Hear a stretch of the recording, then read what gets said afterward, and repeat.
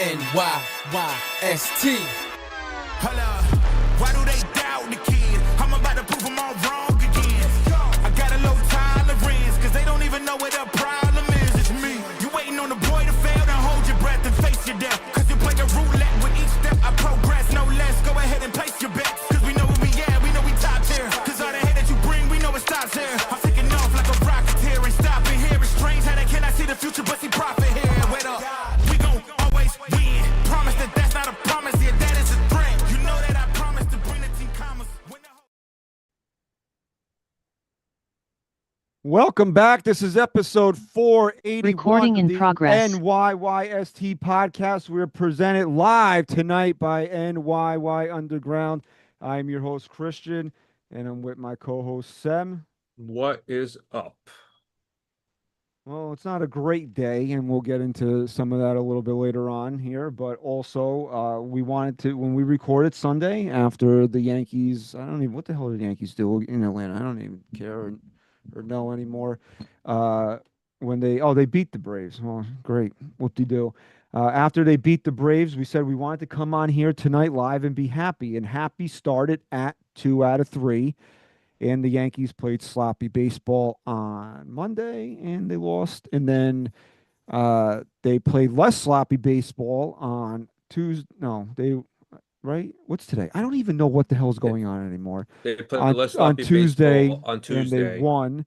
And then they played sloppy baseball again last night, and they lost. And now the Yankees find themselves 4 games behind the Toronto Blue Jays in the American League East. The Yankees are technically 5 games behind the Toronto Blue Jays, because now the Yankees, even if they sweep the Blue Jays when they play in September, the Blue Jays now own the season series tiebreaker. So the Yankees have to overcome that as well. This is why this was such a big series for the New York Yankees. And once again, the New York Yankees, in a big game, didn't show up and played just terrible, terrible baseball. And we're live here tonight on NYYU. So chat, please like this video and make sure you're subscribed to NYYU. And if you're listening to us on your favorite podcast platform on Friday morning, please subscribe there as well, and leave us a 5-star rating and review. And once again, please tell everybody we are the official Yankee podcast of Odyssey. I'm going to just say this. There have been numerous times over the now 9 years that we've been covering the Yankees here on this podcast where they've gone through these boon swoons here. And my former co-host would sit on the other end of the camera and say, just say the Yankees suck and click and say goodbye and we'll be on our way. And we go, ha ha, funny, and then we end up doing an hour and a half. But I legitimately don't know if this show needs to be any more than us saying the Yankees suck, say goodbye, and let's be on our way here. Because after I absolutely lose my friggin' mind in about 2 minutes, because I have to let this dog out because he's losing his mind, I don't know if I really need to spend 20 minutes, 30 minutes, 40 minutes, whatever it needs to be, dissecting these games, talking about the next series, what the Yankees are going to do at the trade deadline, because it doesn't matter what the Yankees do at the trade deadline. As long as that bubble-blowing buffoon is still picking his nose in the dugout, I don't see a remedy to what ails the New York Yankees. The New York Yankees got clowned in the World Series last year because they played sloppy baseball, because this bubble-blowing buffoon made bad decision after bad decision in the World Series. And then the Dodgers, who just couldn't take their title and be quiet, decided to rub the Yankees' nose in it all offseason. And what did you hear from Brian Cashman? We're making a concerted effort to clean up our defense. We want to be cleaner out there. We want to play good, clean baseball. And they did by bringing in Cody Bellinger and Paul Goldschmidt and Max Fried, all top-of-the-line defenders here. And what happened to the New York Yankees? They still play dirty baseball. Not dirty like, they're dirty players. They're dirty as in the opposite of clean. They still play bad baseball. They still don't play fundamental baseball. They still play sloppy baseball. Why do you guys think that keeps on happening no matter who is in that uniform? who takes the field for this team. Why do you think that keeps on happening to the New York Yankees? It's a culture. It's what's instilled in them in that dugout. Aaron Boone will fight podcast hosts. He'll fight umpires. The one thing he won't do is say a cross word about his team. In fact, he will gaslight you and lie to your face in the post game. And when I post on social media, and my voice is gonna crack and be all over the place today, and that's fine, and I don't really care. Jason, just take over for a minute because I have to compose myself and let this dog out. He needs to compose. I think what he's saying is that Aaron Boone is a slithering, slimy, lying sack of you know what. Because last night he went off. Well, he didn't go off. He goes and he says that they only play bad in well, they're only playing bad in Toronto. We play bad here, but it's just not the case. They're playing bad everywhere. Everywhere there's an issue. You know, you got Volpe, who's what is he tied for the most errors for a position player, and he still walks out and he makes excuses for him. He's elite. Or then, you know, you're seeing interviews done by him, and he's getting all hopped up and arguing like I don't care what reaction you want to see out of these players because we're saying that we're not seeing enough emotion coming out of these guys. They're not pissed off enough that they're losing games. Aaron Boone has an excuse for every single thing that gets done. He is a walking, talking fallacy. He's full of shit. Everything he does pisses me off at this point because there needs to be accountability. Without accountability, nothing's going to improve. These guys are playing sloppy baseball. Um, Volpe's not hitting, and then when Volpe magically hits a home run, the rest of the team just fucking implodes. It just blows my mind to no extent that that is actually what happened. And they waited until after Volpe hits a home run, and then all of a sudden everything falls apart. It's spectacular. It's amazing. They know how to lose and make it really exciting the way they lose, and it just makes you feel so aggravated as a fan that day in and day out you just make yourself so mad and you get so invested in watching them every day, and then that's the type of play they put out, and then your manager can't even go out there and say, you know what, we suck and we need to do better. Because that's all I think we're looking for. I don't need him to pull Anthony Volpe out in front of everybody and roll up a newspaper and smack him on his hands and say, bad Volpe. I'm not looking for that. But I'm looking for I am. Now you said it. I want to see it well, I mean, happen. it would be interesting, but like, you know what? He needs to say, hey, we're not playing to what our potential. We need to do better. I don't want to hear it's right in front of us. I don't want to hear it's bullshit anymore. I want him to say, we are playing terrible and we owe our fans better than this because that's exactly what he needs to say. He doesn't need to go and single somebody out and put the spotlight on him. We're doing a good enough job of doing that. But the problem is and lays in the fact that Aaron Boone endorses this mediocrity, this poor play. He does nothing about it. And if you want to go out there and do it behind closed doors, that's fine. But these guys aren't being embarrassed. There's no egg on their face. There's no reason for them to go out and change it if you're just doing it behind doors. It's just it's stupid.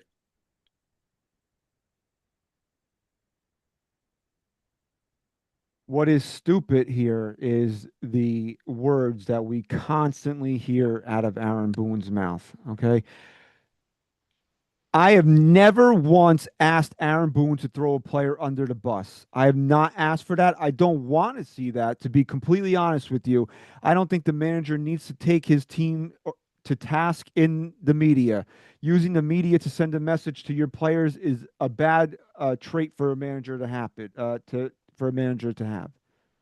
I have not asked for Aaron Boone to throw his players under the bus. What I have asked Aaron Boone to do is stop gaslighting the fans, stop lying to our face, stop acting like we're the stupid ones, okay? That's what I've asked out of Aaron Boone. Last night, I'm sitting there getting ready to go to bed, and I'm scrolling on X because I just want to know about Max Fried's finger, if he's okay, what's going on with the blister. And I'm seeing stupid quote after stupid quote come out of this guy's mouth. You want to know why I get so angry with Aaron Boone? It's because he treats the fan base like a bunch of friggin' idiots. That's why I get mad at Aaron Boone. Okay. Yeah, he's not a good manager. And I think that a wet paper bag over the top of a broom handle could be better manager of this team than Aaron Boone can be. But that's not why I truly get mad at him. I get mad at him for the just dribble that comes out of this guy's friggin' mouth every single time this team loses a baseball game. Okay? That's why I get mad at him. Last night, this guy's sitting there in the manager's office with the unmitigated balls to tell the media to let the fans know that this is a good defensive team. What exactly are you watching that is telling you that this is a good defensive baseball team? Because the Yankees went up to Toronto with essentially the division on the line. And yeah, people arguing with me, the division was essentially on the line because now the Yankees have done the one thing you don't want to do as a team. They've lost control of their own destiny. Okay, so if they win every game the rest of the year and Toronto wins every game the rest of the year, guess what? The Yankees can't catch the Blue Jays. So they've lost control of their destiny. So the division was on the line in that sense. They cannot outplay the Toronto Blue Jays in that sense anymore. There's only 3 games left. They're 5 back if you count the tiebreaker as being an extra game. So what did the Yankees do? The same thing they did when the spotlight was on them in the World Series. And there was a team in front of them that can punch them in the mouth. They played sloppy baseball. They made errors. They looked like a team that didn't belong on the stage that they were currently standing on. But they're a good defensive team. There's a good defensive team makes 7 errors in 3 games while you have the division leader staring you right in the face. That's a good defensive team. Then he has the balls to sit there and tell you that, oh, well, you know what? It's just this place we don't play well in. The Yankees are 14-21 since June 13th. They've lost multiple series at Yankee Stadium. They lost a series at Citi Field. They lost a series in Cincinnati. Aaron, what do you have to say about that? Nobody questions him. Aaron Boone serves the media a shit sandwich and they eat it and say, can you pass me the mustard?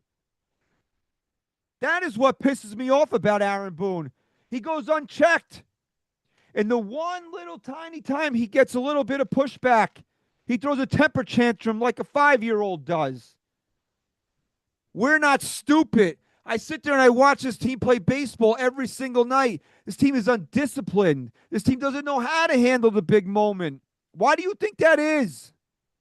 It's the culture that is built around the team. Cody Bellinger's not a bad defensive baseball player, but of course he can't find the ball in the lights because now he's a friggin' New York Yankee, and you got that bubble-blowing buffoon sitting there picking his nose in the dugout. Oh, we're a good defensive team. The goddamn shortstop leads Major League Baseball in errors. But he's fucking elite, right? But you're pinch hitting for him in the 9th inning, down 3 runs. So elite. How many elite players could get pinch hit for in the 9th inning when you're trailing? He treats the fan base like we're stupid. That is why I'm mad at him. I'll never get mad at somebody for not doing their job. But you know what I'll say to myself? He sucks, whatever. But the fact that the gaslighting goes on every single day, the fact that the gaslighting continues, and then I post about it, and there's just these fucking people in my comments all the time. What's he supposed to do? He can't throw the ball to third base. Fuck you. Seriously? I know he can't throw the ball to third base. Aren't you tired of watching this? Oswald Peraza, the one thing that he can do is play defense. Now, all of a sudden, in a big series, he can't find first base? Why do you think that is? Ben Rice can't pick a ball. Max Fried's a gold glove defender. All making errors. Why? It's the culture that Aaron Boone has instilled and built in the Yankee clubhouse. Everything's okay. I'll get 5,000 more at bats. There's more baseball in front of us. When are you guys that still defend the manager going to wake up to this? The Yankees can have a yes man. I believe in analytics. Here, make the lineup out for me. I don't care. they can have that guy and still get more out of the team than Aaron Boone gets out of this team. Because I've said it, look around Major League Baseball. You think Dave Roberts is some savant? You think Dave Roberts is Connie Mack out there? And don't tell me it's because the Dodgers can build the Avengers. Because the Yankees have a lot of fucking talent on this team. When we sat here and did the grades last week, how many guys actually failed? Most of them got B's. Because there's a lot of talent on this team. It's the manager. And the fact that Brian Cashman sits there and lets this idiot just do whatever, just instill this into his team is baffling to me. I invest too much time, emotion, and money into watching and being a fan of this team to be treated like a fucking moron every time they lose by this manager. I need a break here. You're losing your voice, my guy. You're losing your voice, brother. That's a hard thing to follow because I think you hit every single point there, and it's the truth, and it was what I was saying when you're letting Creed out. It's the day in day out.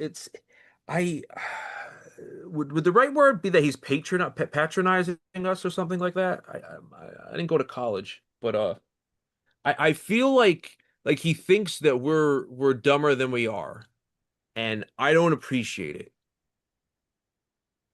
When I go to the stadium and I endeavor that entire trip, and then you get there and you get this type of stuff out of him, it sucks, you know? So like I'm thankful that I haven't actually had to watch a shitty game. I mean, this is a team that kicked the shit out of the Blue Jays at the beginning of the season. It's not like much has changed. I was there for the doubleheader when they slapped them around. And yet here we are getting our asses handed to us. Like George Springer, it's like back the guy up off the plate. Don't fucking pitch to him. Something. Why are you letting us beat us every freaking game? And again, that goes back. Why is Judge comes up and whatever. I can't remember the freaking coach of the Blue Jays, but he four fingers, four fingers, four fingers. You know, in a certain point of time, maybe do it right back to him. I don't know. I don't have every answer. But when you sit there and you lie to me and tell me that this team is elite or Anthony Volpe's elite and they're great defensively and they only play bad in Toronto, etc., you know, you're leaving me with more questions than I have answers. And that ultimately becomes the problem. This is a consumer-based business. I'm the consumer. They want me to invest in their business. They want me to go to games. Don't bullshit me. Don't piss on my boots and tell me it's raining because it's exactly what he's doing. Aaron Boone, I don't think is capable. And then he goes out last night and he puts on this fucking show where not for nothing, that umpire owned his ass and made Aaron Boone look like the little bitch that he is when he shooed him off. Shoo, shoo, get out of here, little boy. I'll deal with you later. Him and Matt Blake, get the fuck out of here. That umpire must be a Yankee fan because he did us all a favor and got Boone out of our face because even he was tired of watching the bullshit that was going on. Oh, you're going to get up, you're going to argue. It doesn't do anything. That's how you're going to, and then you got Michael K. Well, hopefully they'll start a rally. No, like hopefully we don't need a fucking rally. And these guys will start playing decently. When you're committing this many errors, you're just taking yourself out of the game. And then for Aaron Boone to sit there and make excuses for it, not say for what it is, that it's terrible play, it's terrible baseball, it's right in front of them to lose. Well, I think it's his fault. These players are clearly good players. What's the problem here? What's the disconnect? How do they not all get on the same page? The only time they all seem to get on the same page is when they all want to just fall apart. Last night, I can't even wrap my mind about. I get in the car with my daughter today, and she said something to me, and I said, "Well, you weren't even watching the Yankee game with me." She goes, "I was watching it." I go, "Yeah." I go, "What happened?" She goes, "I don't know. You said, really? I hate this guy." That is all I said during the game last night. How am I supposed to even get my children into wanting to watch a game when all it does is frustrate the shit out of me? Like, I gotta go drive to the stadium on Wednesday. What the fuck do I want to go there for? I'm thinking about giving my tickets away. And then they're gonna be like, call me up, hey Jason, do you want to renew your package? Would you like to move up and upgrade? Well, no, I don't, asshole. Leave me alone. Okay, they're talking about your package. Whose package? My package? Oh, it's Somebody in just the chat here said that they don't care about the fans. they What don't. they do care about you because they care about your money. That's what they care about. And I've been saying this for a long time here. But the problem is that the Yankee Stadium is, a tourist attraction, and I've been saying go off the City Field, losers. Okay, that's number one. Number two is that there are people like me that are lifers, right? Nothing. I mean, honestly, I said, Boone serves you a shit sandwich, and you say, "Pass me the mustard." This organization can do that until I'm 6 feet deep, and I'll still be a Yankee fan. I mean, it's just what's inside of me. Okay, I don't know how to turn this off. I wish that I could. I was talking to Chris last night, and part of the reason that he had to step down from the show is because, his life took a different direction. I'm not, he's doing, for anybody who's asking, Chris is doing great, man. But his life took a different direction, and he just wasn't going to be able to be as dedicated to the team and the podcast as it deserves. So he stepped down. And he said to me last night was one of the first times all year that he was emotionally invested into the game, and he's flipping out. And he's like, "Why are you not texting me angry texts?" And I'm like, "Bro, I'm kind of numb to it at this point. I mean, I've been watching the Yankees play like this for 6 fucking weeks now. I mean, eventually it's just like you're apathetic to the whole thing." I told him, "Welcome to the party." I mean, the Yankees are in their boon swoon, man. And I saw somebody leave me a comment on one of my posts like, "This wouldn't have happened if Soto was here." The fuck are you talking about? The Yankees were 7-18 through a 25-game stretch last year with Juan Soto. This is happening because we have a manager that has been picking his nose so long, he's been scratching his fucking brain. And what's left of his brain has been replaced by a monkey banging two cymbals together. Monkey banging two cymbals. It's a tie game last night, and he's got Jonathan Loizaga up. Oof. I mean, why don't you just start a fire and pour gasoline on it right on the mound at that, And I don't care who's available, who's not available. The bullpen sucks. You can't put him out on the mound in that situation. We all know it. Who doesn't know it though, Jason? The guy making Aaron Boone. the guy making the decisions. Did you laugh? Did you laugh last night when Scott F. Frost was coming in and Kay was like, "Oh, well, they like the righty thing," and I'm like, "Oh, okay, here we go." Because I found that to be hilarious. Yeah, I know. Jake said in the chat he doesn't have much. I had just literally just said that, but why not put any in Hamilton? JD Brubaker's had a couple of scoreless outings in a row here. I know these are not great options, but guess what? They aren't. Jonathan Weisick, whose ERA is like 87. And I might be exaggerating, but would you really know the difference? No, and that was their first signing, right? That's who they had to go out and get. They couldn't wait to sign him. What a letdown. And I post a video last night on TikTok, and I said, I was just gonna save everything for the show, but like I couldn't go to bed without expressing some of this, right? And it's basically like a 2-minute version of what we've been saying here so far tonight, and with a lot less animation, right? And people are like, "Why do you want him to throw him under the bus? What does that accomplish?" And then it aggravates me because like there's no common sense or comprehension skills of people that consume your content sometimes. It's like, when did I say that Aaron Boone needs to throw his players under the bus? I said, don't lie to us. I don't need you to say Anthony Volpe sucks. He's made 14 errors. If I could, I'd send him to AAA. I don't need him to say that. I don't want him to say that. When somebody when I debate somebody on social media, right? And I really need to stop doing this for my own sanity, but sometimes people say something so stupid that I just can't let it go. And that's a character flaw of mine. I'll be the first to admit that.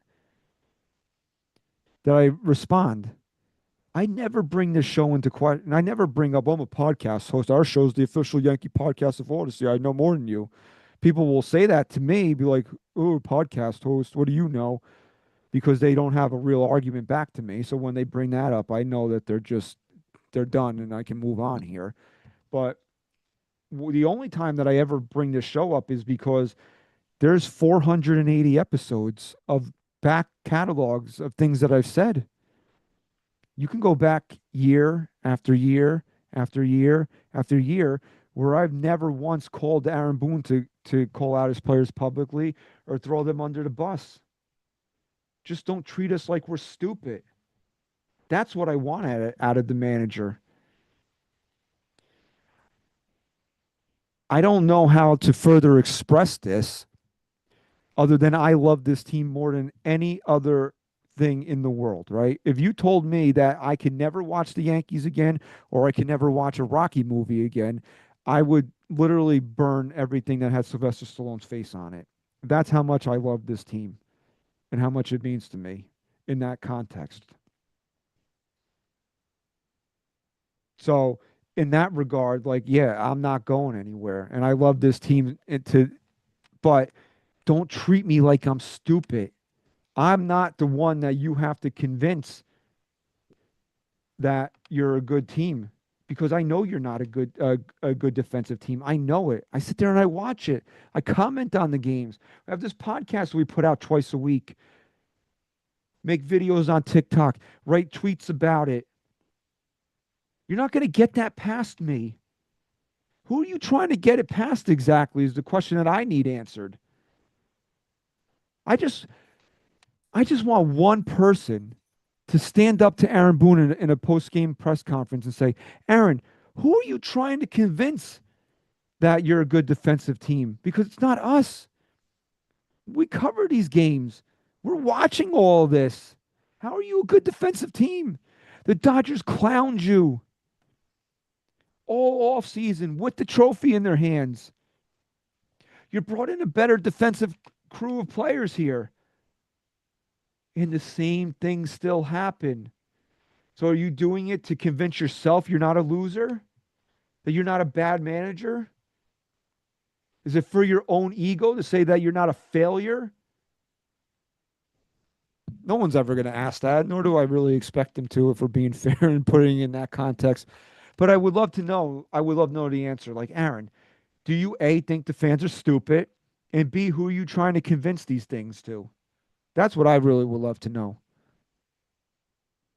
And I hate that I have to spend time again 30 minutes on this show talking about the nonsense of that is Aaron Boone, the nonsense, the utter bullshit that comes out of this guy's mouth. I would love to sit here and dissect pitch for pitch all three games and where the Yankees lost them. But what's the point? What have I been saying forever? You get a team in front of the Yankees that can punch them in the mouth, and what happens to them? Toronto punched them in the mouth. And you know what? I said I didn't think that Toronto can outlast the Yankees. You know what? And this is me being honest here. And I always say when I'm wrong, I'll say it. I was dead wrong on that. I didn't know them like this, man. That team is ridiculous. You look at them, maybe they don't have the best starting pitching, maybe that bullpen, maybe they can use some relievers at the deadline. That offense, look what they did to Carlos Rodon on Monday. Look what they did to Cam Schlittler and Max Fried. They wear you down to the point where their 9 hitter, where he's batting like 095, is consistently having 7-8 pitch at bats. You might strike him out, but you're going to throw him 13 pitches. Or they'll just keep fouling pitch off and fouling pitches off and fouling pitches off until eventually they hit a 2-run double. I mean, and what happens to the Yankees? four fingers, and then I'm just I don't know, man. I'm just I'm at a I said a lot of words, but at the same time, I'm at a loss for words here. I know what the problem is and whose fault it is. You know when you go buy a snowblower and it just doesn't snow in the winter because you bought the snowblower? I did a stupid thing. I went and got a Yankee tattoo and I broke the Yankees. That's it. I did it on Monday and it's just been sucky since. It's my fault. I take blame. Yeah, I don't think it's your fault. I I mean, if I've you want to never take, I mean, if you want to take blame for it, I'll let you. I mean, I got some it's Stem's fault, everybody. I got some stupid tattoos and I've never regretted one so fast. It's I mean, if you guys want to, blame him here. It's my fault. No, dude, it's just, like I don't know. It's just I can't get past it. Like I like I'm getting I can just open my phone. I got emails. They're telling me about homestands and what I could buy there, and it's just like leave me alone. Like don't just go away.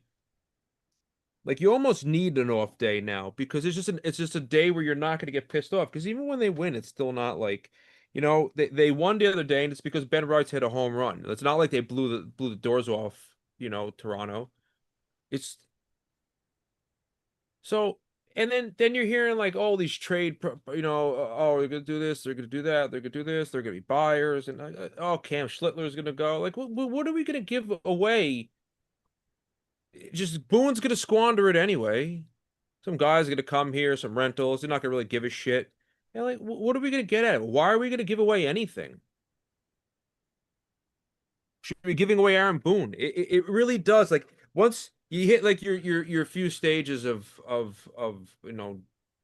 depression, denial, anger. Like at first, like this can't be going on. Then you get really pissed off. Then you settle down. And you're like, man, this really sucks. And like I'm not even excited on a 7 o'clock on a weekday to end my day watching the Yankees because it's like you almost need to take a friggin' tranquilizer, go to sleep after you watch the game. I'm leaving So for. Go ahead. no, it's just aggravating. It's not therapeutic to watch that. Sports are supposed to be fun. It's the same thing over and over again. It's just New York sports in general, it seems like. But like we don't learn from our mistakes and we just keep going forward and then it's like you dig your heels in and it gets worse. I'm tired of seeing it. I'm just it's aggravating. Almost as aggravating as my son who won't stop crying upstairs. But it's just really, really hard to be a Yankee fan right now. Toronto's up 11-1 over the Tigers right now. So Stop. look, I'm leaving for vacation on Saturday morning, and I got a lot of things that I got to get done tomorrow night. And plus, with the game being on Apple TV, and I can only watch that on one TV in the house upstairs, it's not even like I can run in and out and catch a pitch here or there. Last night was pretty much the last game I'm going to see until next Friday that I can sit there and actually watch. And like that's the memory they left me with. And I'm going down to Wildwood, which is basically Philadelphia country, and they're playing the Phillies. So now I got to deal with those red cockroaches down there. I'm sure somebody will say, when Volpe makes his 38th error of the season and the Phillies win the first two games, somebody will have something stupid to say, and I'll be like, "What do you want me to say?" People know me that even people that don't know that we have the podcast that I just run into everyday life know how big of a fan I am, and they want to know. They want and just like I don't have answers, bro. Like I don't know. I just can't get to the point where sometimes because a lot of it too is I got to save a lot of it for the show here, and I just don't want to talk to people. Number one, and I don't want to talk to people about this team because I don't want to get aggravated every minute of every goddamn day when somebody has Yankees suck. Yeah, okay. So if your mother did, I wouldn't have to have this conversation right now either. But here we are.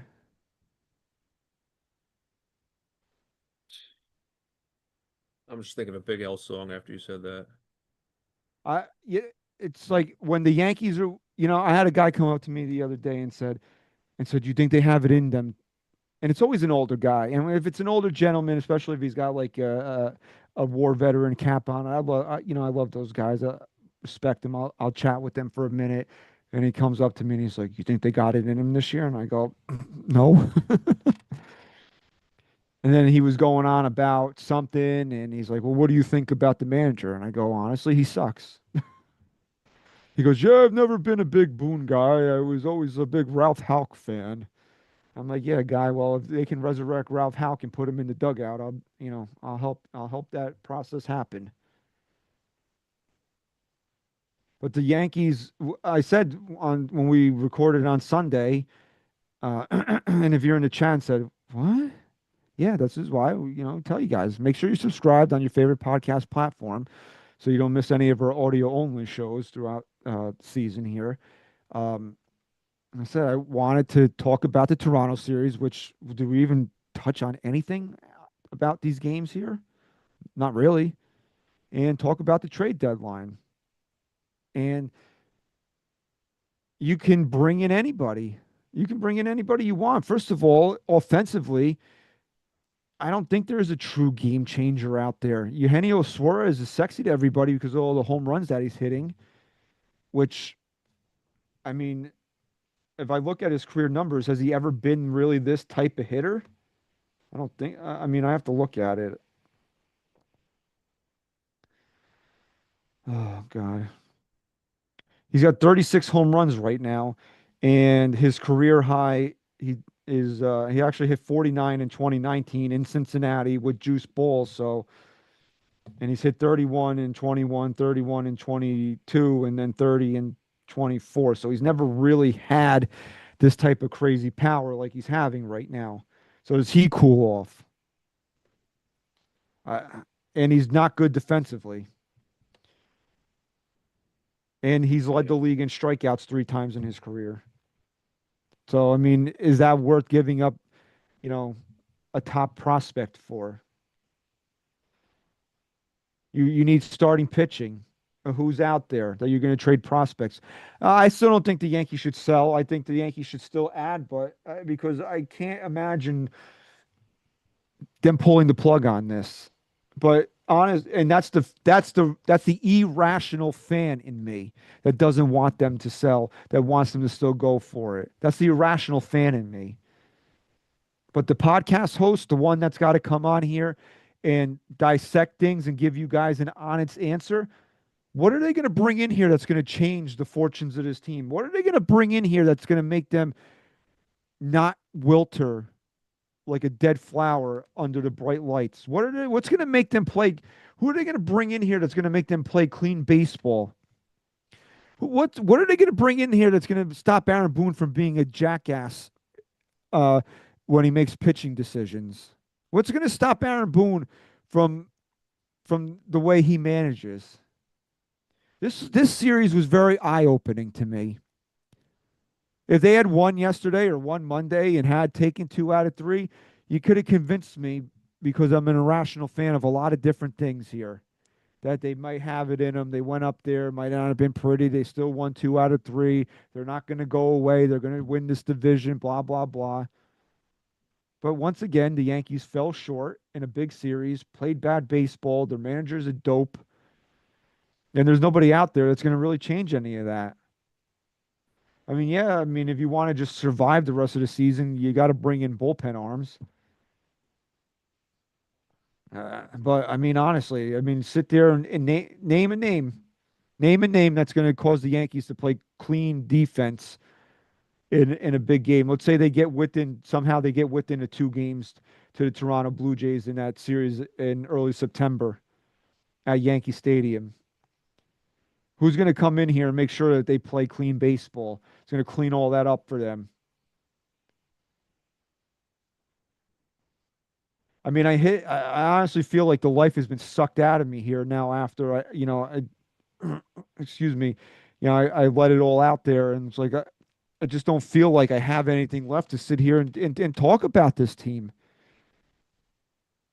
This team is bad for your mental health, man, because they don't just wither and die. They always go boop, boop, boop, boop, before they flatline.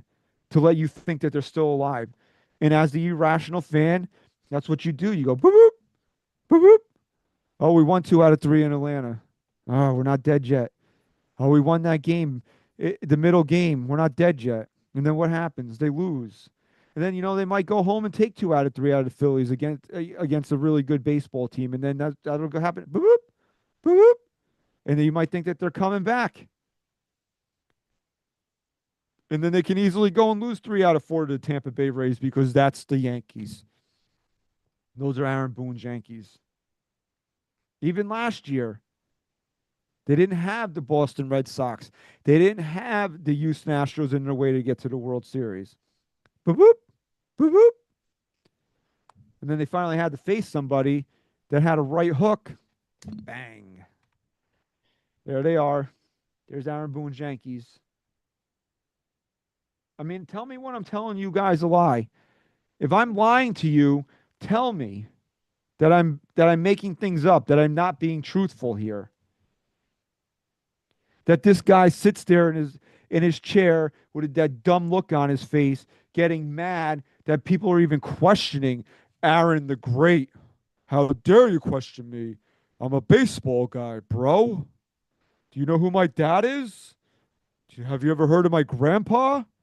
How dare you question me? We're good. We're a good defensive team. My shortstop is elite. Don't you dare question me. I'm Aaron the Great. No, we're dumb. Sorry. Sorry, King. Call me crazy when I say this, and I'm sure some of you have heard this already. If I had a time machine, I go back to that night in October of 2003, and I Nancy Kerrigan Aaron Boone in the dugout so he can never take the plate in extra innings in Game 7. And so, oh, you're saying, well, the Yankees could possibly lose that game and we don't go to the World Series. I would gladly hand back that pennant, which did not result in a world championship, would gladly hand it back if it meant that dipshit was not the manager. Because I was talking to somebody on X about this the other day. Like, I'm pretty sure that we were recording in real time when Aaron Boone got hired.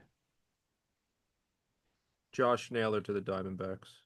Oh, he is on the Diamondbacks. I mean, to Seattle. My apologies. Really? It's Yeah, interesting. but I was looking at the picture of him. He's in his Diamondbacks uniform. So So that's the first, trade. I guess, significant trade of deadline season there. Josh Naylor to the Seattle Mariners. And I remember having a very visceral reaction to that because you mean to tell me that we're the New York Yankees. We just got to Game 7 of the American League Championship Series in a rebuilding year. We didn't fire. We didn't retain. I have a pet peeve about people saying that Girardi got fired when they just let his contract run out. It's a pet peeve of mine. Just like when you type resign and don't put the dash in because then it becomes a totally different word. That type of stuff irritates me. Bet you didn't know that about me. Know what irritates me? You've been my cousin for 37 years. You didn't even know that. Know what irritates me? Mismatched socks. I hate it. Hate it. Mismatched socks are more fun than watching the Yankees, though, right now. So Impossible. We're the New York Yankees. Game 7 in a rebuilding year. Don't retain a world championship manager for a cartoon character. Because that's what Aaron Boone was on ESPN with his stupid imitations that he would do. Like, oh, look at me. I'm Albert Pujols. Oh, I'm Gary Sheffield. Oh, I'm Vlad Guerrero. That's the guy. That's the guy that you chose to put in charge of the next era of the New York Yankees. And then you wonder why we haven't won anything since 2009. We came out of the dark ages of Derek Jeter retiring, of Mariano Rivera retiring, the end of the core four. We ushered in a new stadium, a new era of Yankee baseball. And you put a fucking buffoon in charge of it all. A literal clown show is what you put in charge of the New York Yankees. And you wonder why the only thing we have to show for it is one pennant. And you have one pennant because you put two guys together that you'll never see that tag team duo of offensive production ever again in the history of baseball of what Judge and Soto did last year and the truly historic performance of Giancarlo Stanton in the postseason last year. That's the reason why we have one pennant to show for it. A literal clown. You put Ronald McDonald in charge of the New York Yankees. But I'm not allowed to get mad at that. I'm not allowed to get mad at it. He has a great. Did you guys see his winning percentage? And he's in the playoffs every year. Yay! Yay for winning percentage. When have we become such losers as a fan base that yay for winning percentage. Yay for postseason appearances. What about the championships? What about the rings? That doesn't mean anything to you guys anymore? And my voice sucks. I apologize for it. No, let's hurrah for winning percentage. Hurrah! Hurrah! He won 100 games like 8 years ago. Yay! Yay, if it wasn't for a wall, he'd have a spotless track record of going to the postseason every year. Yay! Yay, I'm so happy. Meanwhile, you got teams like the Texas Rangers winning world championships in this span. Give me a break. You guys, and I call Boone. You know what it is now? Whenever I get that response, I just call it. It's like, how's Boone Delulu land treating you? Do you like it there? What's the property rates? What's the property tax like there? You got cheap gas? How's it like living in Boone Delulu land? Did you hear Aaron Judge's interview at the end of the game? When he's like, "Watch out, we're playing you." Did you hear it? Oh, he took out his headphones. What a douche! What a douche! He's such a douche. He doesn't even know he's a douche. Anyway, I don't know. I'll just keep calling him a douche. I wasn't talking about you. Did you?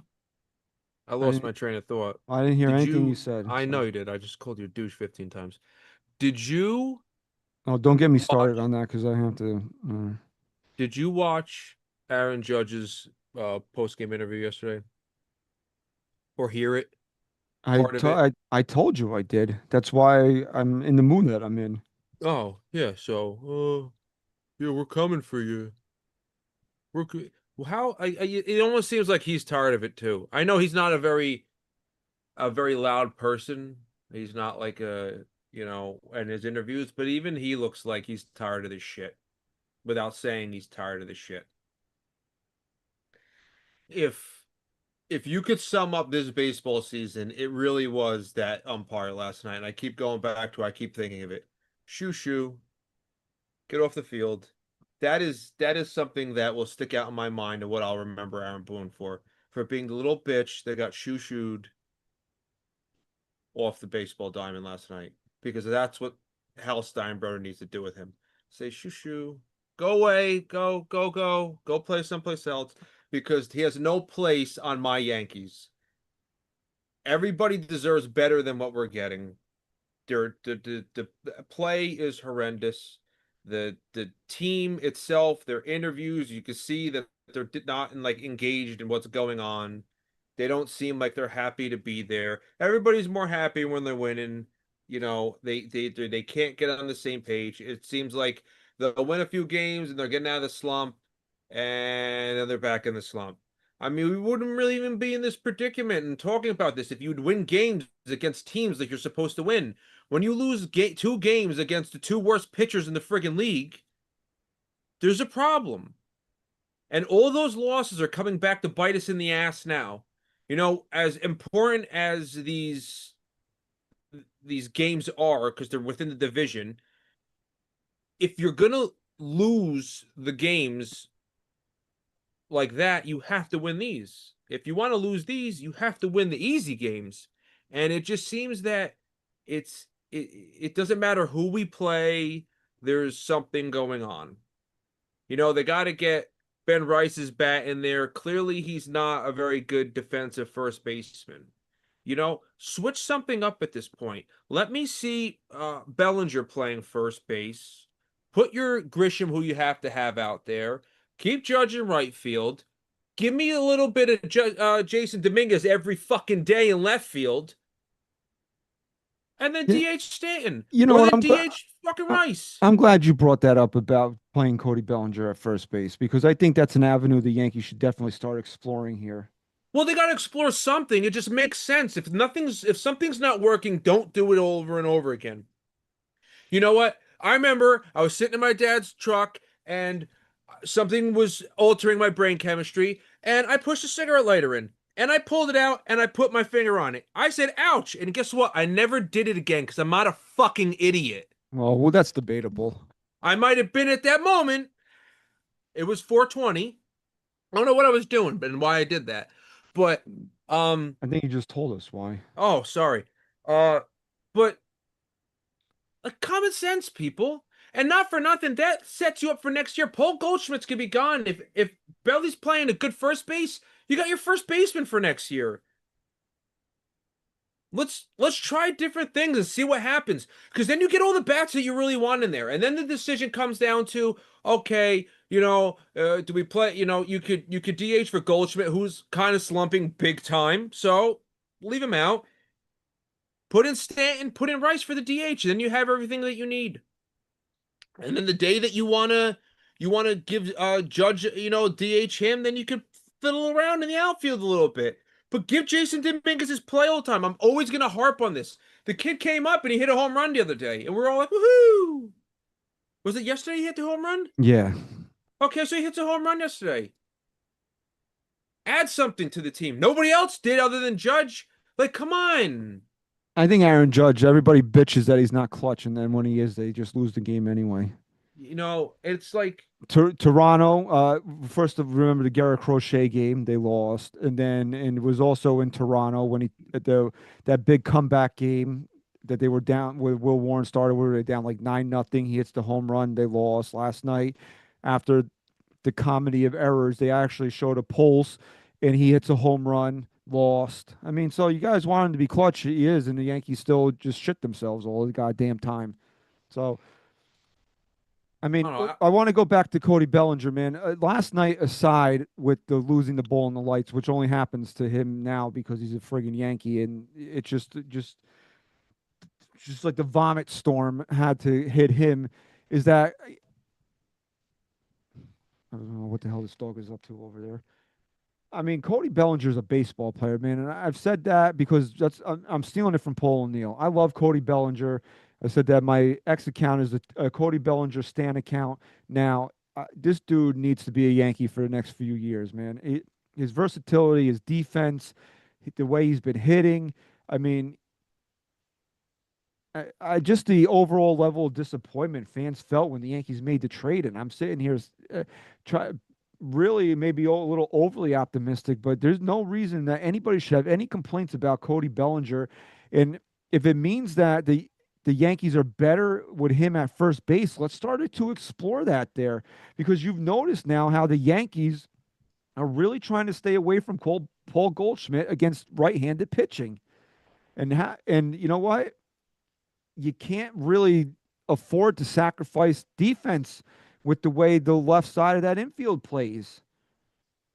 So Cody should be at first, and then you go Judge, Trent, and Dominguez. Or do you want to really get crazy here? You want to get nuts?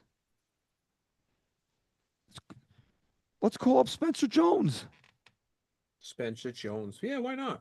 I mean, I don't. First of all, I don't think you're going to lose anything defensively out there if you play him in center field, and you can trade Trent Grisham.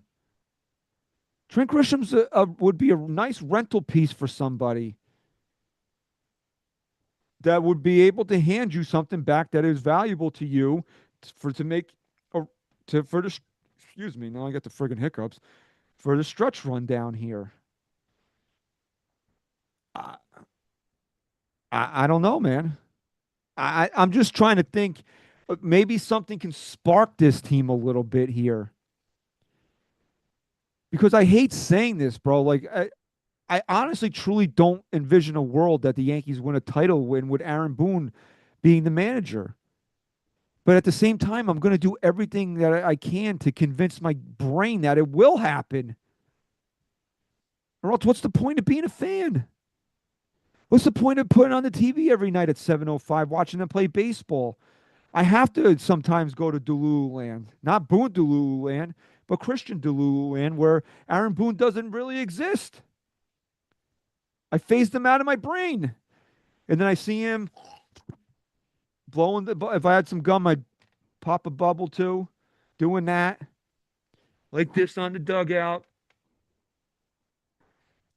Aaron, Carlos Rodon's up to 40 pitches here in this inning. He's over 100. He's clearly gashed. You going to do anything? Let me get that out first. Then He left maybe I'll, out. He maybe left out then, eating sunflower seeds. maybe then I'll pick up the bullpen phone. He's a tool bag. He's a tool bag filled with a bunch of metric fucking tools. I don't know. He's an asshole. I can't stand it. Like his personality, the way he's acted recently just pisses me off. I'm officially done with Aaron Boone. Not that I wasn't done with him, but like I'm done with him. I'm done with Volpe and I'm done with him. More so Aaron Boone. And I feel Aaron Boone ruined fucking Volpe. I don't know. Because at a certain point, like he needed to correct that problem. Yet he gets marched out there all the time. Can I address something in the chat right now? Oh, what happened? Simon, bro, Who's Simon? there's a guy in the chat. This is the, and this is not disrespectful in any way. I mean, this is not me being disrespectful to you in any way, but I'm going to come off that way. One of the dumbest things that I hear fans say is, I hope the Yankees miss the postseason so big changes are made. You want to know why? Because the Yankees can lose the next 60 games in a row, and that bubble blowing buffoon and the bald weasel are still going to have their jobs next year. Missing the postseason in 2025 will have zero effect on who the manager and who the general manager is next year. None. But Will what not. if, hypothetically speaking, and you knew that they would fire Cashman or and Boone? I would sacrifice this season. Absolutely, I would. 100%. Because I don't think this team 100%. right now, I don't think this team is good enough to win a championship. So yeah, I would sacrifice the season. But wishing for it to happen just so big changes are made, wishing one hand and shit in the other, and Shit in the other. tell me which one fills up first. It's not going to happen. Again, no disrespect, my friend. I appreciate you being here with us live tonight. It's not going to happen. Wish for all the bad things to happen to the Yankees in the world, but guess what? They already got the built-in excuses. Oh, geez, you know what? We lost 2 starting pitchers this year. A third one didn't come back till September. Durr. Even though, I mean, it really doesn't have an effect on them missing the postseason. They'll tell you that. Let's get to the super chat from Danny Neba, if I'm saying that correctly here. The Dodgers exposed the Yankees' playing style last October. They haven't been the same since. Yeah, I mean, they're like scared cats. The Dodgers, it's not even that they exposed the Yankees, it's that they talk shit about it. And the Yankees just, like, basically could it be just should wear signs around their necks when they go take the field on Friday. So the Dodgers were right. And then David Meyer says, you guys do what we did in 16 where we traded or didn't play our price players and called up and played all the young kids for the rest of the year. I mean, who you again, you want to trade Paul Goldschmidt, you want to trade Trent Grisham. I mean, the Yankees made trades of guys they had under control, or maybe the Roldis Chapman wasn't, but like Andrew Miller, which was supposed to net them a big return in Justice Sheffield and Clint Frazier. Yeah, exactly what happened there. or you had an all-star closer that could have got you a top prospect. I mean, yeah, go ahead and do that. And then, what do you expect in return there? The Yankees, Devin Williams is going to, I mean, the most comparable thing is Devin Williams. Devin Williams getting you a number one guy out of somebody else's farm system right now? No. So I mean, yeah, pull the plug on the season. Go ahead. Then don't come back here next year when they go through the boon swoon again and bitch that they wasted Aaron Judge's prime. And now Garrett Cole is struggling to come back from Tommy John surgery. And oh, well, we wasted Garrett Cole's prime and blah, blah, blah, blah, blah.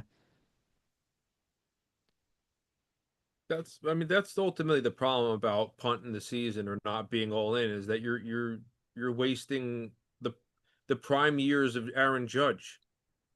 It's like it's a criminal to do that. Otherwise, yeah, don't trade anybody. Call up the guys. Call up Spencer Jones. You know what? Fuck it. Lombard Jr. can't be much worse than Volpe. Put him there. See if he can play. See what happens. See, Just I see. vehemently disagree with that. I mean, I don't understand the point in trading away prospects on a season where we're screwed. You know, I can't. You're chasing good money with bad money, and this is where me and you agree a lot on baseball, and I basically learned a lot of my stuff from you, and it almost seems like I'm a parrot to you, but this is where we're going to very much disagree. I don't find the value in trading away Schlittler, right? Why would we trade away Schlittler if we don't know what Hield's going to be, right? When did I say trade? When did I say No, no, trade no. Schlittler? I'm saying hypothetically. I'm not saying you said that, but hypothetically speaking, let's say Schlittler's the one we trade away. We don't know what we got with Heel. Why would we get rid of him to trade for this guy to bring in here to push for when we look like absolute dog shit? At a certain point, we could be super fans and want to win every year. And as much as we want to win and we're dying for a World Series win, do you just say, you know what? It's a lost cause. It might not be in our hearts to do it, but at a certain point, you got to use your brain. I do this every day when I make the schedule for my job. I got guys that I like. I really like them. I tell my boss, like, hey, these are the new guys. We should really hire these guys. And I want to put them with the other guy that I like. But ultimately, I know it's not going to fucking work out because these two are going to talk to each other and they're not going to get the job done. It's just managing. It's doing what you really need to do and using your brain and setting yourself up for to be better down the road. And that's the way you got to think sometimes. Because ultimately going for the gusto every single time, it's just not working out. I can't fathom trading away anybody. Listen, you want to trade away like Rock Riggio? Fine, I don't give a fuck. Do it. But if you're gonna if they do a trade this year and it's for Schlittler, Lombard Jr., or Spencer Jones, like I'm gonna have anxiety about it, and if it doesn't work out the right way, I'm gonna be pissed. We're gonna be here after the season, and I'm gonna be fucking beating on that drum like you dumb fucks didn't get rid of goddamn Boone, and now you got rid of these players, and here we are in this predicament, and nothing has changed. We're in the same boat, and we're up shit's creek without a paddle. We can't always operate on going out and getting a big name, getting a big salary. We have to be able to do it with our own farm system. You watch the Rays do it, and they're I mean, this year not so much, but usually they're a freaking pain in your side. Eventually we have to Yeah, but for develop our own Yankee team. fans to come and say, look at what do the Rays ever win? The Yankees should have a combination of money and prospects that should be able to outmatch anybody with the with the resources that they have. 100% true. But you know what? We just barely stay, with the exception of last year, we basically just stay competitive and we're going out spending a shitload of money. At a certain point, something needs to change. Us as fans can't always expect a big player. We want it. We have one, we have two, we can't have 10. It's just it's Let me get to this super chat from yeah. Ben Dover. Okay. That your name? Ben Dover? I like it. He says, take a deep breath and imagine Volpe with an 800 OPS. I'm gonna take it. Are there any take it. children watching this show? I don't know. Technically, we're children. of our Well, I don't characters. want to say it though, but certain things are fairy tales in life, and so's Oh, don't say 800 that. Yeah, and don't say so that. and so's an 800 and so's an 800 OPS Anthony Volpe.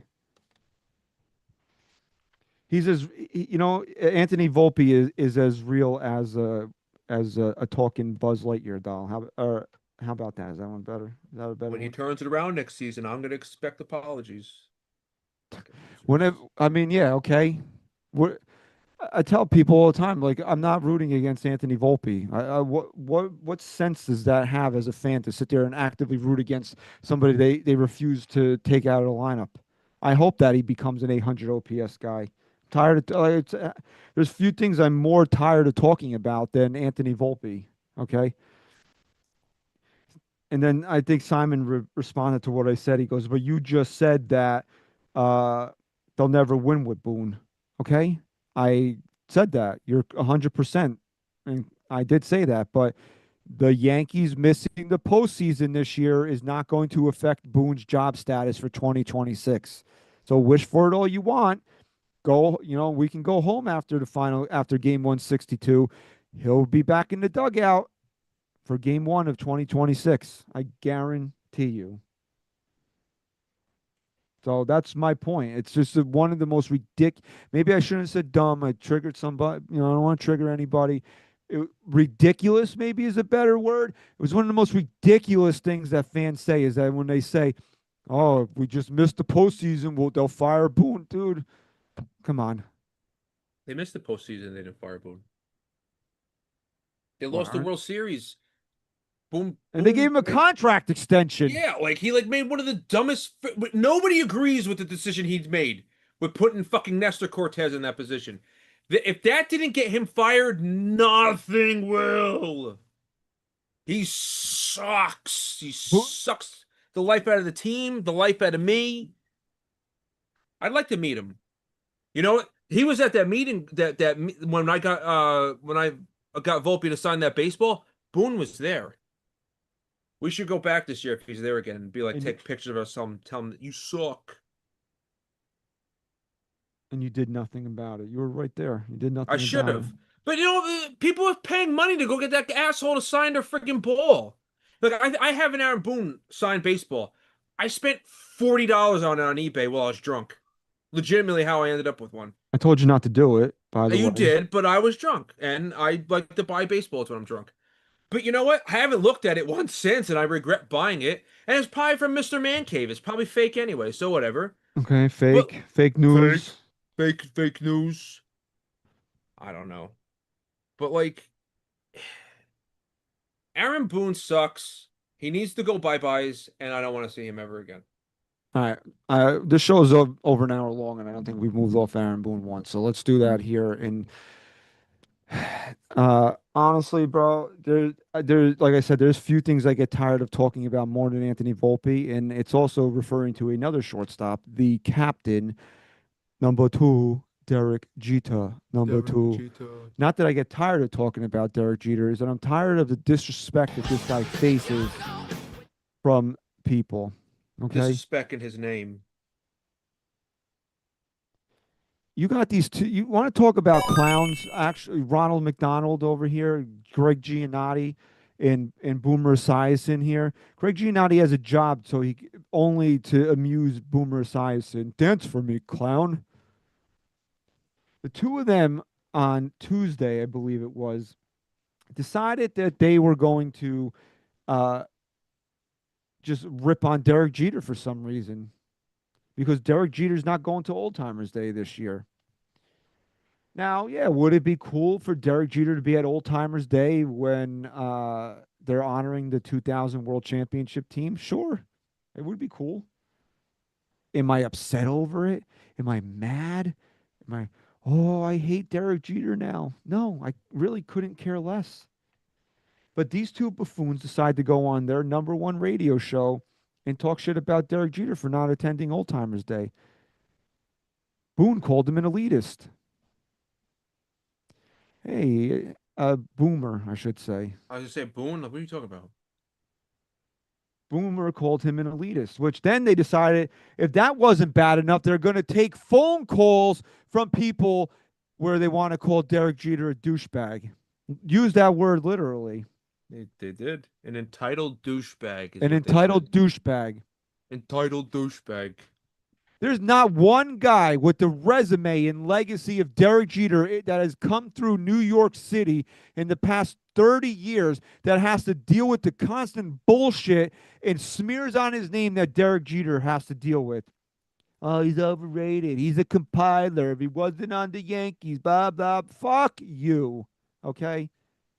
And then you got these two dipshits sitting there opening up the floodgates for just morons to come and call in and disrespect Derek Jeter more. I'm sick and tired of this shit, man. Did you?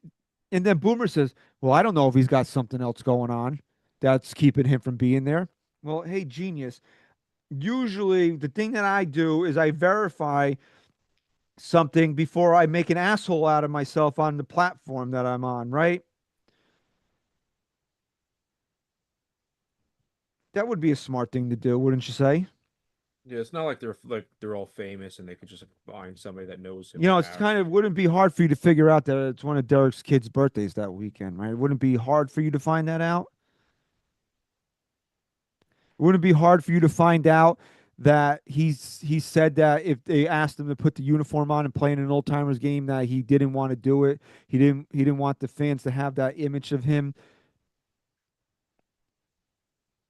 It wouldn't be hard for you to find that out. I don't need to see Derek Jeter yucking it up with old timers. Okay, would it be cool? Yeah, sure. I don't need that in my life, and I don't need people sitting there talking shit about Derek Jeter because he doesn't want to do it. Derek Jeter doesn't owe anything to me. He doesn't owe anything to you. He doesn't owe anything to anybody that roots for the New York Yankees. Do you want to know why he doesn't owe us anything? Because he's already delivered for us 5 times. 5 times. 5 times. 5 times. 5 times. So if Derek Jeter doesn't want to show up for Old Timers Day, Derek Jeter doesn't have to show up for Old Timers Day. You want to know why? He's got a ring for every finger. So he can do what he wants to do. He can go celebrate his daughter's birthday. He doesn't need to come out there and have 50,000 people cheer him one more time, because what he did was he delivered for us when it mattered. He doesn't need to deliver for us on 2 o'clock on a random Saturday because they decided to dust off Aaron Small's jersey and run him out there because he pitched 10 games for the Yankees in 2005. They don't need to. He doesn't need to be out there pretending like Aaron Boone is an old timer when we already got to deal with his dumb ass managing the game that's going to happen in an hour. We don't need that. Would it be cool to see him out there with the core four, especially, Rocket's going to be back? Yeah, man, it'd be awesome. Because I don't need to see it. I especially don't need to see two ridiculously stupid Met fans, okay, open up the floodgates for more dipshits to come on there and talk shit about Derek Jeter. I don't need that. He doesn't need that, and he doesn't deserve that. So, you know what, Boomer? You want to open that up, okay? You wish you had Derek Jeter's career. Yeah, you're an NFL MVP. You made it to 1 Super Bowl. You got no rings, bro.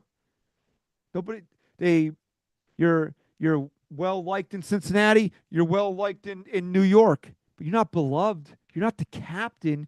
You're not number 2 Hall of Famer Derek Jeter. You want his career. You envy him. So you had a chance to knock him down a peg, and you did. And the only one that comes out looking worse than Derek Jeter, which doesn't really look bad at all, is you. Because you're petty and you're a loser. Okay? So shut your mouth.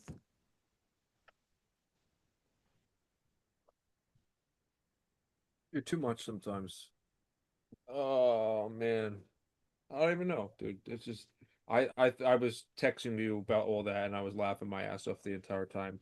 I don't understand why you would set up a beloved New York Yankee player and then just take calls for basically 2 hours about how he's a douchebag and No, laugh they about set it it. up that way. That's what they wanted. This is the direction they wanted the show to go in. Okay, so the Yankees are playing a massive series for the division. And instead of talking about that, which they can't do because neither one of them knows a goddamn thing about baseball, they're going to sit there and they're going to take call after call about how Derek Jeter's a douchebag, and then then you got to listen to this guy. Oh, they played an extra inning game and he got off the bus and he wouldn't sign my ball for my kids. Who the fuck cares? Who cares? Go Yeah, cry to listen, somebody else. it's for the clicks, and I get it. Do you want But anybody like, else? I mean, how would you like it if you had to work overtime and somebody's bugging you for some nonsense? oh, they do it all the time, and I hate them. David Like, Miser would go ahead. Let me go there's ahead. certain things that are just off limits, and you know what? I think that that was in pretty poor taste. Because then even like I got emails about it in my phone, and then there's posts about it on Facebook and all that stuff. Like they really try to drive that home, and it's a little bit much. David Miser with another super chat. Thank you, David, who is a real fan, apparently. Congratulations. It says, best way to have a team is to bring up your young guys, let them play, and add one or two in the all season. And even Hal won't bitch about the $300 million payroll. It's how the 90s Yankees won 4 titles. I think the Yankees have tried that this year, except for, Dominguez can only play 66% of the games. Uh, Volpe can play all of them. Wells, maybe 80%. You know, it depends. Ben Rice, same thing. I mean, they tried it this year. They tried young with veterans and a couple of superstars. They tried it. It's just not working. And I don't want to rehash that again.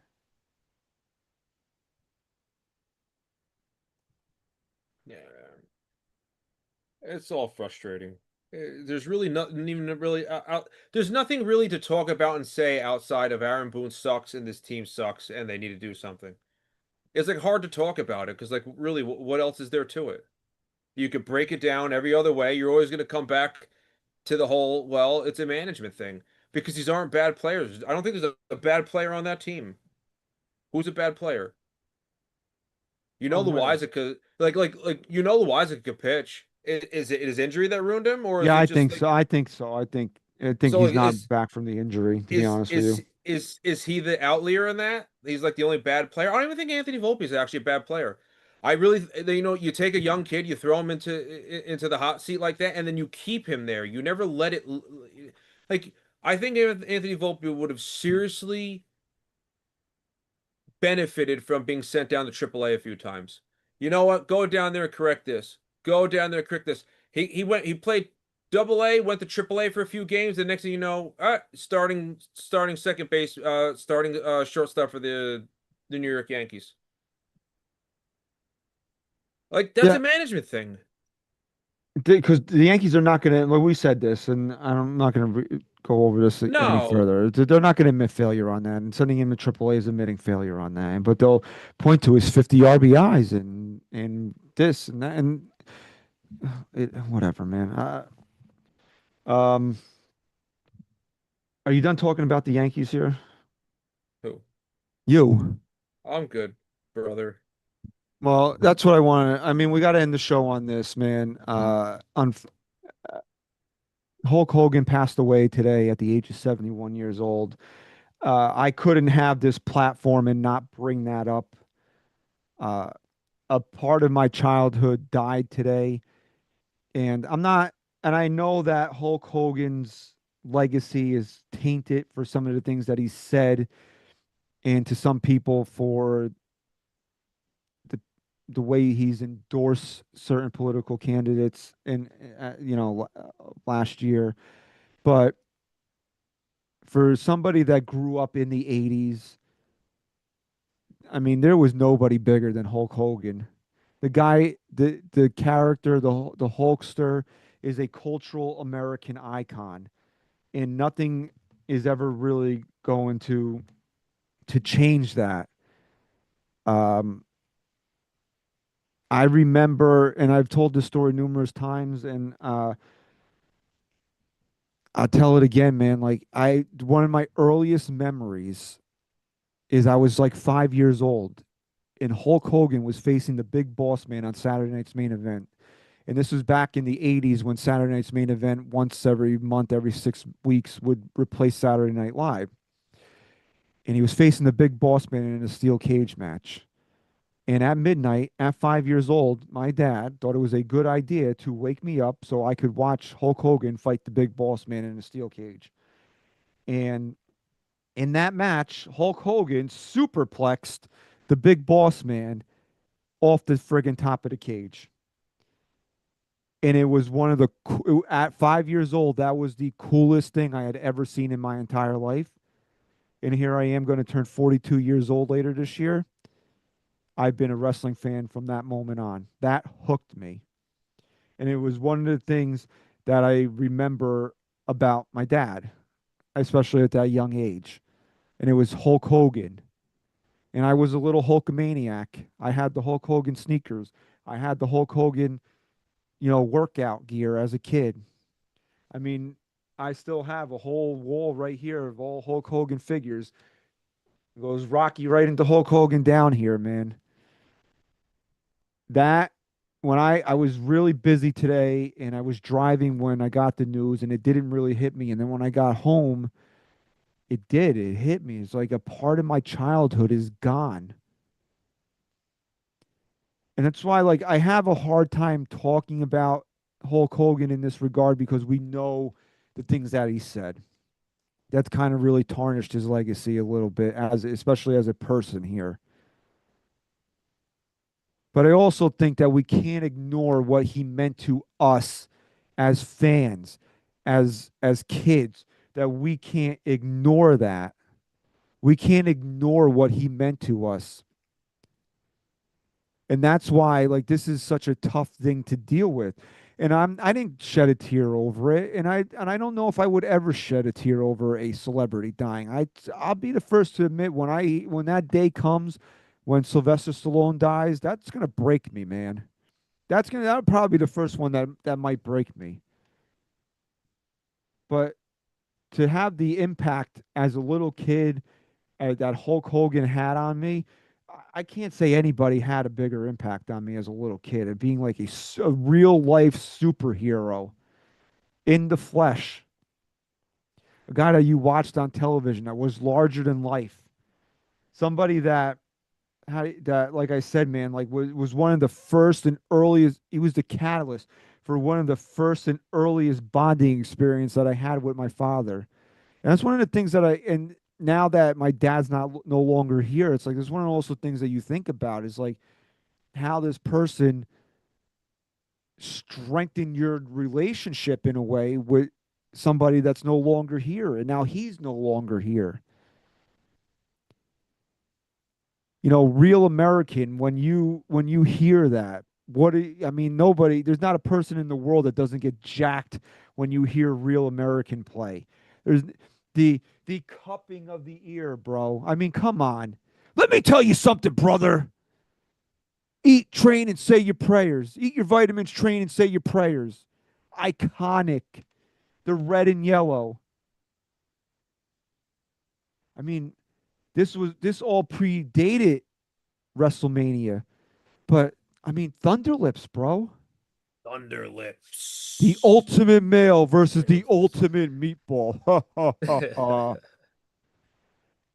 I mean, just the things that Hulk Hogan did that are forever a part of American pop culture. Do I wish he never said those things? Absolutely, I do. Absolutely, man. I wish he never said those things so he can be remembered in a better light than he might be by some people. And honestly, man, like it really bothers me that a man that meant so much to so many people that he went out the way that he did, getting booed out of the arena in Los Angeles back in January. I have my personal reasons why I feel that happened, and people will tell you it's for a different reason, but I don't really believe it was for a different reason. I believe it was for one reason, or maybe a smattering of the other reason.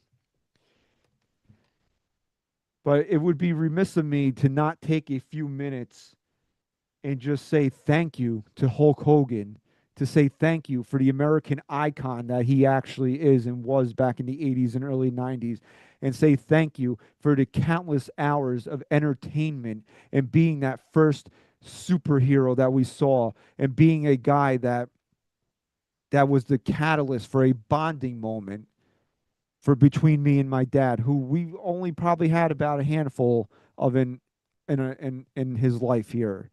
And that now I remember those things more fondly now that he's not here anymore. So thank you. Rest in peace, brother. Yeah, everybody was texting me to check on you, make sure you're okay, because we all know that you love Hulk Hogan. Unfortunately, I'm a little bit younger than you, and wrestling for me and Hulk Hogan really didn't, meet up because it was during the whole WCW NWO thing, and I was a WWE guy or WWF back then, so Hulk Hogan I didn't like him as a wrestler, but I used to you talk about your earliest memories, and one of mine is running to the TV to go watch Thunder in Paradise, one of the shittiest shows that ever hit the airs of 1990s television, and I to this day think that boat is awesome. If you could give me an all black, my dad's boat looks like that, and I'd love to paint it all matte black like that. It is so cool. I remember one episode where I can't remember the guy that played with him, but the guy was barefoot skiing off of it. I thought it was awesome. Then you had the Thunder mixer, and I had that, and I sat in front of that TV watching Thunder in Paradise with water in it and watching to make the tornado in it. Hulk Hogan is such an icon, and the things that he branded, touched, everybody knows who he is. I was amazed today that one of the kids at work, when I said Hulk Hogan died, he said, "Who the hell is that?" And I almost wanted to smack him. Then when he looked it up on his phone, oh, I know who he is. Because then if you don't know him by name, you know the face, you know the handlebar mustache, the whole ripping of the shirt. To this day, there's not a day that goes I back can't wait till by one of my undershirts gets a hole in it so I can just go. just I call everybody brother when I'm sitting there at work. Somebody met me outside of work. I would talk to them and say, "What's up, brother?" I say it all the time. Hulk Hogan is part of me in the way I talk. He I never paid attention to the shit he said. I never paid attention to the videos that came out about him because I didn't care. To me, he's just the guy that drove a boat and flew through explosions, and he was fucking awesome. So RIP, he was a real American, and I will forever be appreciative of the hours of entertainment he gave me throughout my life.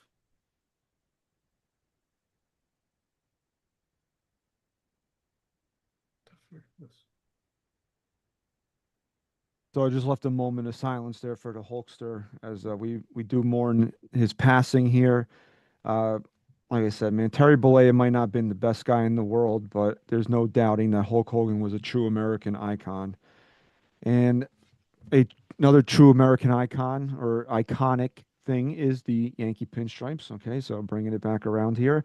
And they will be wearing them this weekend against the Philadelphia Phillies as the Philadelphia Phillies come to Yankee Stadium. 7:05 tomorrow, Apple TV game. It's Taiwan Walker against Will Warren. And then 105, it's Ranger Suarez Saturday against Marcus Stroman. So let's see if Marcus Stroman can keep up the string of strong performances that he's been giving the Yankees. And in the series finale, 135, it's Zach Wheeler against Carlos Rodon, which should be a great pitching matchup.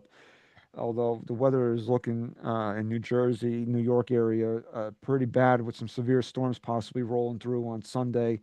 Um, so that's the look ahead to the Philly series, and then the how do you call it, the Tampa Bay Rays are coming into town for four. Right after that, the trade deadline is Thursday. The Yankees are playing at 1:05, so there could be a lot of big things happening as the Yankees are actually on the field Thursday. Just a programming note: I will be on vacation starting on Saturday, so the podcast will also be on vacation. Um, we might be back. I'll be home sometime Friday, so we might be back on Friday to kind of go over some of the things that happened during the trade deadline. If not, then we will see everybody on the morning of August 4th, because then we'll be back. We'll talk. We'll definitely be back to talk about the Miami series. But I would love to get back on Friday and just shoot the shit about the trade deadline here, so we can just kind of get that out of the way. But yeah, so a little vacation for me, a little vacation for the show. So we want to thank everybody for their support, man. We love you guys. We appreciate everybody being in chat tonight. So if you haven't done so already, we got to get Ben Dover's super chat here before we close out the show. Loved Hulk, R.I.P. I'ma cry when Jackie Chan dies. Okay. Pete just in the chat announcing a 24-hour live stream on the 31st for the trade deadline. So make sure that you guys hit that up. Make sure you are subscribed here on NYYU so you don't miss anything. Make sure you are subscribed to the NYYST podcast on your favorite podcast platform so you don't miss us when we are back after vacation. Make sure you tell everybody NYYST is the official Yankee podcast of Odyssey. We want to thank everybody for their continued support. We want to thank everybody for listening and watching episode 481. Brother Sem, say goodbye. I am a real Goodbye. American. Fight for the rights of every man. I am a real American. Fight for what's right. Fight for